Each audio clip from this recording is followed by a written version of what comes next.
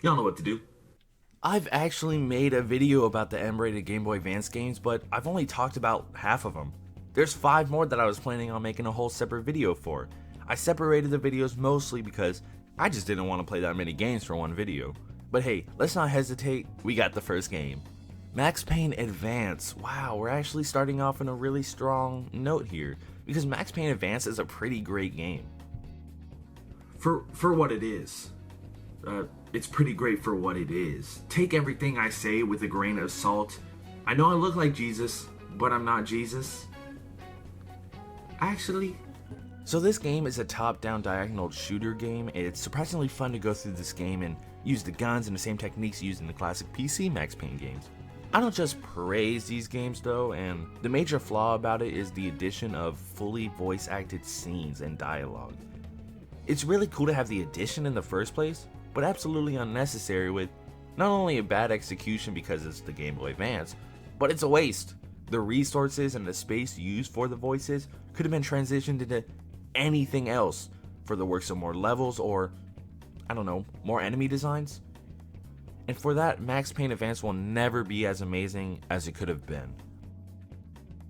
I was going to add Payback to my other video, but I never got around to it. But now that I have, this music is banging and it really didn't have to do me like that. There's lots of synthwave and some guitar, a little bit of old grunge, and some Metroid-esque instrumentals. It's a weird mix when you listen to the whole soundtrack, but it's a unique listen. As far as the game itself goes, I don't know. What do I look like, a game reviewer? I forgot I do that sometimes. Payback is lame. It's not trash, but it's like hand-me-down clothes that didn't age well with fashion trends, you know? And the original owner is GTA. It's like a lame GTA, that's what I'm saying. When you're playing Payback, you kind of want the developers to pay you back for the money you spent on the game. But I took the liberties to make Payback look cool, so check this out.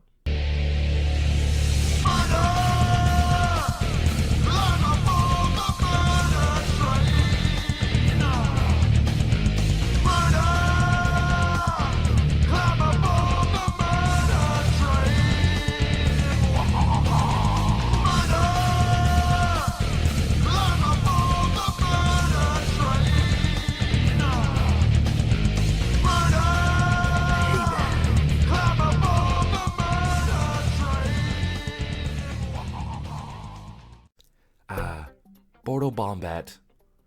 I actually have 2 Mortal Kombat Game Boy Advance ports to talk about today, and if you didn't realize already, that's too many Mortal Kombat Game Boy Advance ports needed in one video. When it comes down to the Mortal Kombat ports, it would make sense in its own detailed video, but I'll give you the summary right now. We got Mortal Kombat Tournament Edition, where it's not bad of a game. Compared to the original Mortal Kombat GBA port, Tournament Edition is 10 steps ahead. It's an actual Mortal Kombat experience for a handheld. The sound effects are there, the blood, the characters, extras. It's probably the superior out of the several Mortal Kombat ports. And there is Deadly Alliance, which is a fantastic game on console, and almost the exact same as the Tournament Edition port, with just 1 or 2 less features. So I would put Deadly Alliance right under it as a whole, but still basically the same experience.